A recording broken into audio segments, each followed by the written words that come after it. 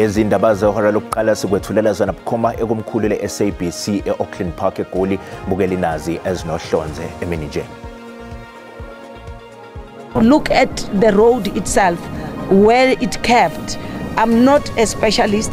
I'm waiting for the report from those who are specialized.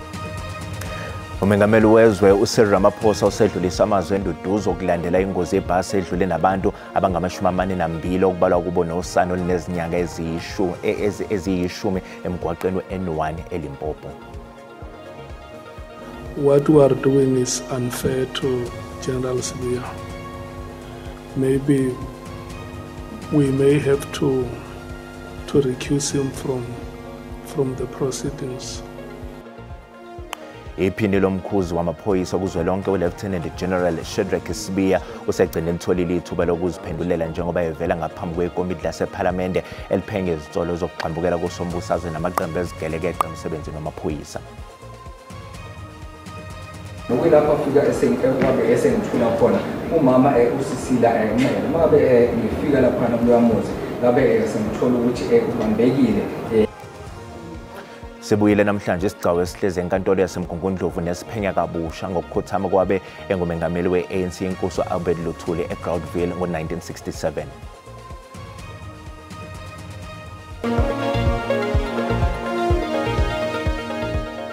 Ukuthola kube kwembukeli ngiyakwamukela izindaba zehora lokuqala ezingunqa phambili kanti futhi ke ezihamba phambili la ku-SABC 1 eMzansi for sure kanjalo ke na ku-SABC le hayi igama lami nginguDaud Phungula.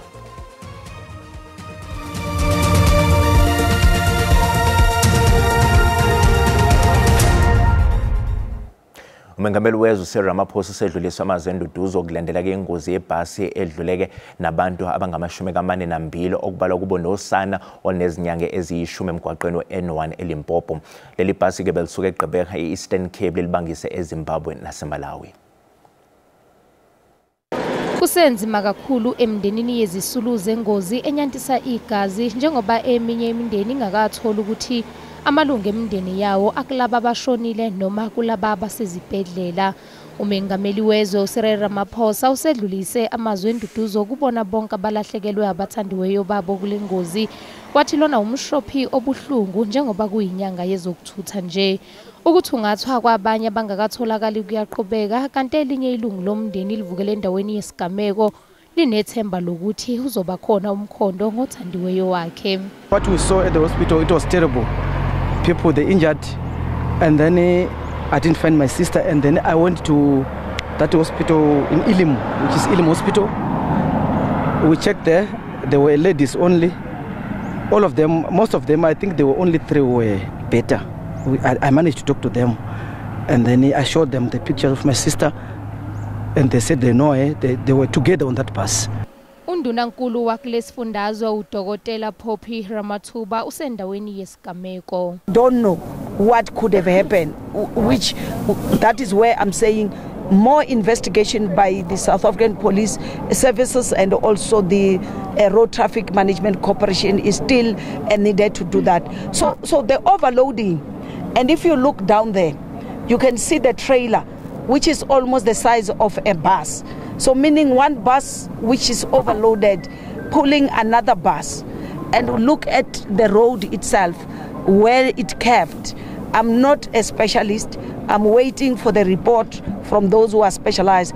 Kunxuswa abashayeli ukuba bashayele ngokucophelela njengoba iziphathimandla zimatasa kule ndawo yesigameko. Ukuhlala kwekomiti lesikhashana lasephalamende bekufanele ke lilalele ubufakazi bephini lomkhuzi wamaphoyisa lisanikezwe umhlaba khefu emsebenzini uShadrack Sibiya uhlangabezane ke nezihibe ekseni namhlanje nokusekholele ekuthenini kubambezeleke. Igama ke lika Sibiya ngelinye kokulawo ka agagulwa ngumkhuzi wamaphoyisa kwaZulu Natal uNhlanhla Mkhwanaze ezintsolweni zokuxambukela kokusebenza ke kwezinhlaka zamaphoyisa. Kushaye ihora le-11 ekseni namhlanje uSibiya esengaphakathi lapho kuhlezi khona ikomiti lesikhashana lasephalamende njengoba kulindeleke ukuthi azobeka olwakhe uhlangothi ezintsolweni igama lakhe liphatheka kulo okudalulwe ngumkhwanazi kusukela esithangameni sakhe nabezindaba ngaseqaleni ukaNtulikazi nonyaka. Umntonsiswano phakathi kwamalungu ekomiti uqale emva kokuthi ohola uhlelo lofakazi uNorman Arendse eveze ukuthi uthola incwadi kubameli bakangqongqoshe amaphoyisa uSenzo Mchunu osanekeza umhlaba khefu ngokuthi kunamalungu ahlala ekomiti ongafanele abe sesigcawini ebufakazini bukaSibiya ngenxa ukuthi kungaba nokwenzelela ngandlela thile. It wasn't sent to me by General Sibiya, it was actually sent to me by Minister Mchunu's lawyers. The names that appear are those of Honourable Member Schikkeling of the DA and Honourable Member Skosana of MK. The position we have on the MKP on conflict. From day one, we had the same position on the DA on conflict. It's not only the MKP that is conflicted here. The entire 4 members that the DA has given initially is conflicted. Usihlalo wekomiti kuphoqelele ukuthi ahoxise endlini uSibiya ngenxa yongavumelani kwamalungu ekomiti. What we are doing is unfair to General Sibiya. Maybe we may have to recuse him from the proceedings, and then we deal with this matter, we invite him back.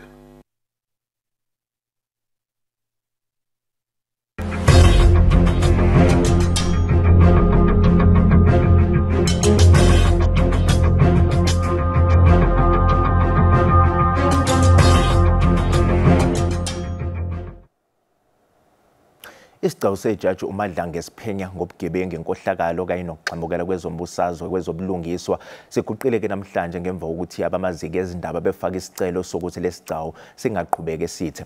Lesicelo ke sifakwe abezindaba iDaily Maverick kanye ke neMedia 24.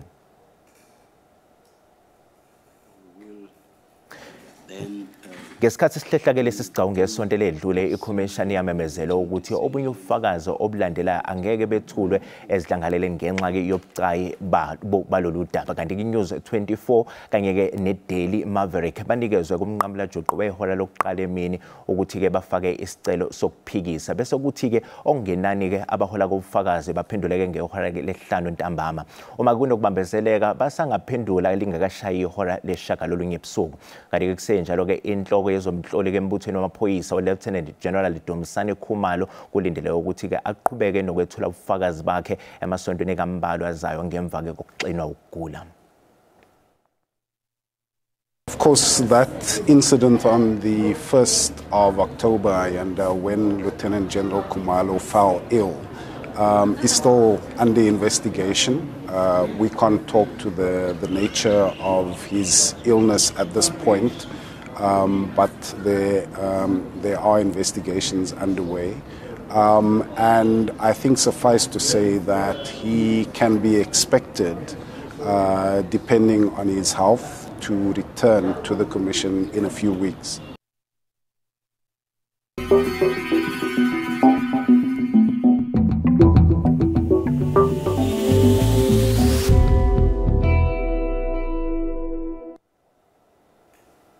Kubiza ufakazi omusha namhlanje esigcawini esihleze enkantolo yaseMgungundlovu nesiphenya kabusha ngokukhothama kwabengumengameli we-ANC inkosi Albert Luthuli eGroundville ngo-1967.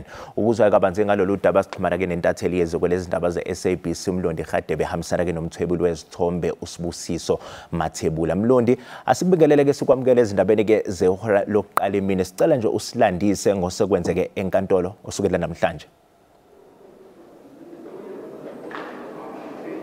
Asibingelele Dawudi, sibingelele umlaleli osukela namhlanje luqale ngokuthi umbuso uveza ukuthi kunokufakaza obusha ofisa ukufaka ikakhulukazi lobo beqhamuka lapha nomphenyi walo icala leli Lieutenant Colonel Steyn eveza ukuthi ukwazile ukuthi athole omunye womama wakwanxele okwaze ukuthi akwazi ukuthi adalule ukuthi ngabe ngubani lo mfana bekuloke ekhulunywa ngaye kuthiwa wakwazi ukuthi abone ngesikhathi ngaphambi kokuthi ashone noma wawitnessa ukuthi washona kanjani yena owayengumholi we-ANC ubaba uChief Albert Luthuli ngalesa sikhathi kodwa ke uvezile namhlanje ukuthi ke umfana loyo kwabe kungumbhemu mnyandu owabe emdala kunaye umama wakwaNxele ngaleso sikhathi. Kodwa okunye kuphinde kwavela futhi namhlanje ilokho okuveze ukuthi ke ubufakazi ofakwe istate obuveza ukuthi kunencwadi evelayo ukuthi ke udokotela owahlola isidumbu sakhe uLuthuli naye usashona washona ngo2014 kunguDecember 21 naye ke kuveza ngoba uzokhumula ukuthi naye enye indaba le kade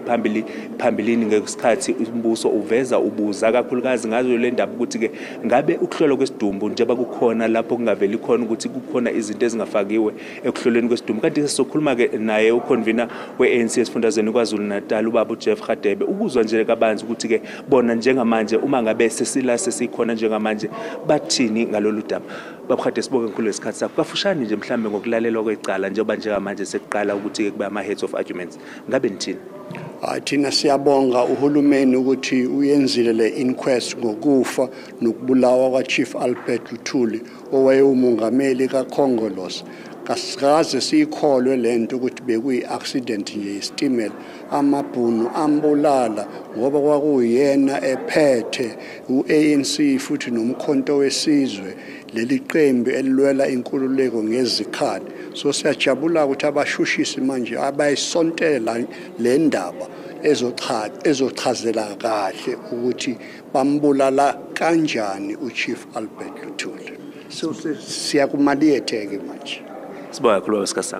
Yabonga. Dawudi njengoba echaza nje kafushane ukuthi njengamanje seziya ngasemaphethelweni njengoba sebeqala abashushisi beveza ukuthi ke ngakulwa buhlangothi iziphi izinto ababona ukuthi ke kufanele kuguqulwe isinqumo esaphuma ekuqaleni sokuthi ubaba uChief Albert Luthuli wabulawa ingozi yesitimela lapha endaweni yakwaDukuza. Sibisele izindaba ngakwe studio. Sibonga kakhulu yona ke intatheli yeziko lezindaba ze-SABC umlondi Radebe Sibela Bukhoma esenkantolo ke eMgungundlovu.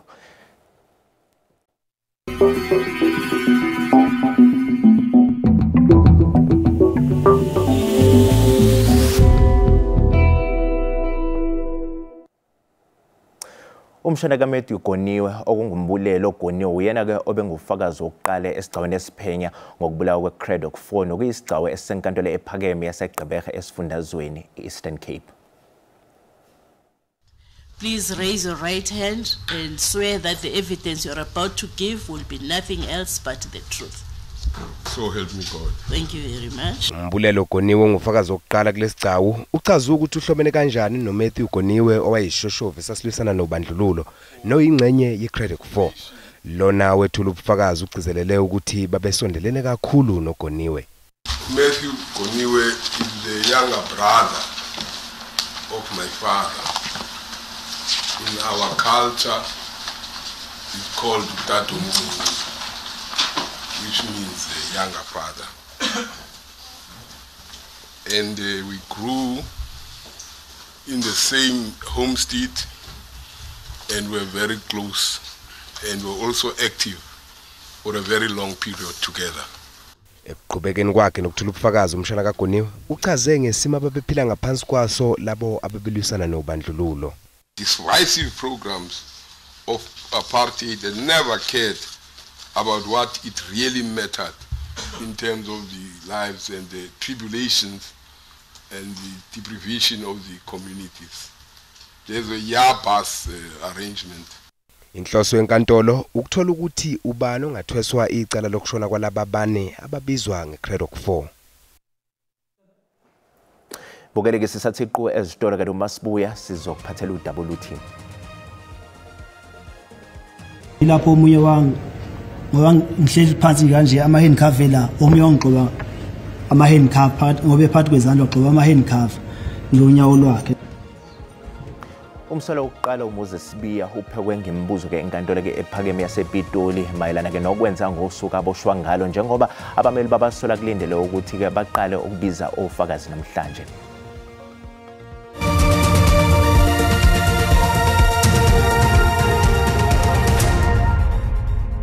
Bokela sikubingelele sikwamukela uma ngabe usanda ngena odabeni oluphambili besibike ukuthi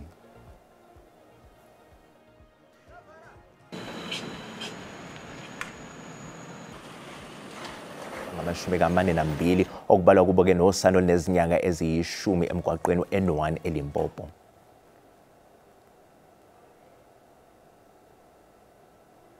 Mbukela sikhumbuza ukuthi lezi indaba ziyatholakala ku YouTube na ku SABC Plus. Ngena kuze uzicinge ngamagama athi SABC izindaba na kanjani uzozithola ngomjalo bazo. Owayengumengameli wezwe uThabo Mbeki uthi izenzo ze-Operation Dudula kufanele zibekezelelwe kuMbeki ubekhuluma kembuthaneni we-15 wesikhwama senhlangano yakhe iThabo Mbeki Foundation. uMbeki ukhuthaze kubumbano lwama-Afrika nokuthi kuqedwe ukuhlaselwa kwabokufika.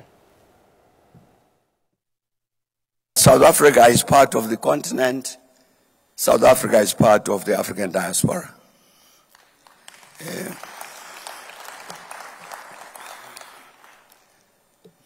That's part of what hurts me when I see things like Operation Dudula.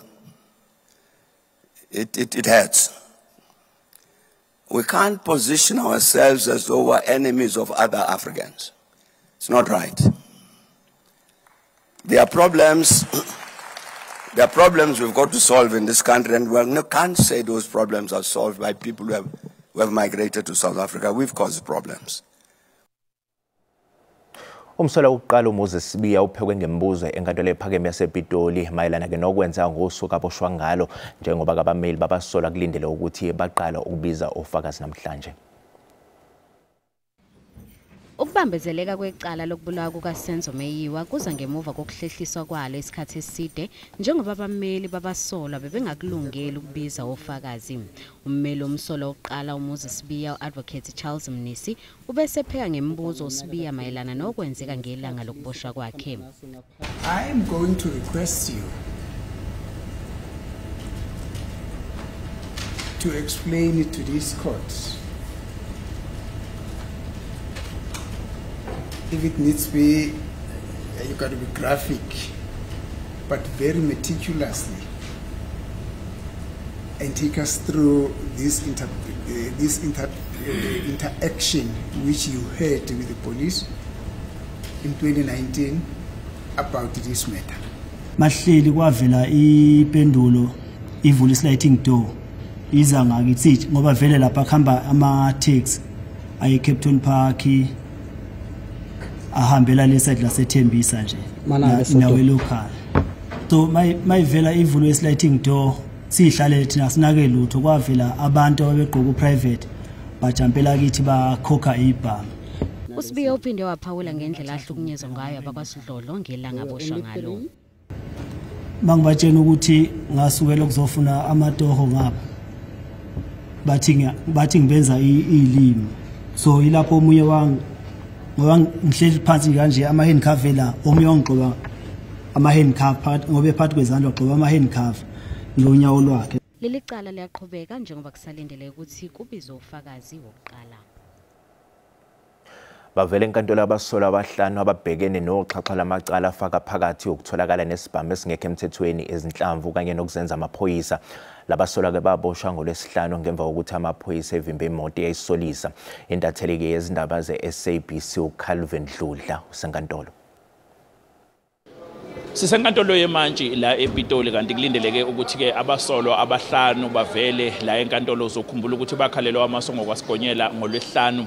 Amaphoyisa uma ngabe esitshela la eThwane athi abona imoto eyayisolisa kanti ke abe eseyimisa le moto ekimiseni kwayo kwatholakala ukuthi kunomuntu owayethunjiwe ngaphakathi ke embozwe ubuso kanti ke futhi wayeboshwe ngisho izandla. Amaphoyisa athi mangabe isesha le moto athola ukuthi ke kunenhlokohlela yesibhamu yohlobo lwe-AK-47 eyayikhona ngaphakathi kanye nentululwane yeinhlamvu kanti ke amaphoyisa abe esebopha ke labasolwa abahlanu ke sakhuluma noLumka Mahanjana okhulumela iNPA la eGauteng kakhulukazi kule inkantolo engaphethwane wachaza ukuthi ke bebelinde idokodo ukuze bakwazi ukuthi ke balifunde bese ke bekwazi ukuthi leli cala lizoqulwa kuphi kanti laba babhekene ke noxhaxha lamacala okufaka phakathi ke ukuphatha isibhamu esingekho emthethweni semthethweni kanye nenhlamvu zase kanye nokuzenza ke amaphoyisa usekhulumeke namaziko eindaba ehlukene wachaza ukuthi ke icala lizoqala esikhathini esingekudala kanti ke silindele ukuthi ke abasolwa sibezwe ngokusho kwe-NPA angeke size sikwazi ke kodwa ke ukuthi siqophe njengenjwayelo ngenxa yokuthi kusazolandela uhlelo lolubizwa ngokuthi ke i-identity parade lolo hlelo ke kuvamise ukuthi ke abeindaba bangavunyelwa zakwethu ukuthi bakwazi ukuthi baqophe ngenxa yokuthi ke kusenomsebenzi osuke usamele amaphoyisa okungenzeka ukuthi ke uma ngabe ke ofakazi bevela komabona kude noma bezwakala emsakazweni bese ke i-identity parade iyaphazamiseka. Igama lami ngoCalvin wakwaDludla endabeni ze-SABC ngibika ngisepitoli.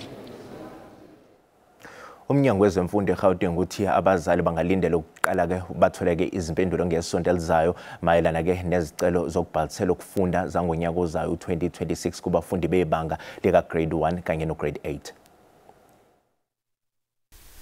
Owengamele umnyango wezemfundo eGauteng uMadome Chilwane uthi sekuhlangene izicelo zabafundi bebanga lika grade 1 kanye no grade 8 ezingaphezulu kwezinkulungwane ezingama-80 kanti ezizinkulungwane ezingama-51 aziphelele. uChilwane uthi abafake izicelo ezingaphelele angeke bazithole izikhala ezikoleni. Unfortunately, they're going to have to accept schools that are got space. They are not going to get the schools they want. And there's no way they'll force it, because if the school is full, it's full. Umnyango uphinde waqinisekisa ukuthi uphezulu kwezinhlelo zokuvula izikole ezintsha kuphinde kulungiswe lezo bezivaliwe ukubhekana nokugcwala ngokweqile kwamagumbi okufundela. We have identified 16 schools, of which they are close to the high pressure areas. So we have started a process of getting them back from the provincial landlord, which is the Department of Infrastructure Development. So those 16 schools we're taking them back. We're going to fix, rehabilitate them. Uphinde wathi umnyango usuzilungele izivivinyo zikamatikuletsheni zokuphela konyaka nezoqala mhla zingama-21 kuMfumfu. We feel that we've prepared our learners quite well. We've seen their enthusiasm around the examination, their focus, and you can see that our children really want a better future for themselves. So they have gone above and beyond. Kanti umnyango uthi uzosebenzisana kakhulu namaphoyisa uqinisekisa ukuphepha kwabafundi nothisha abazobe bezinze ezikoleni kulesi sikhathi sezivivinyo. Bukela umhlahlo wesimo sezulu yalandela emva kwekhefu.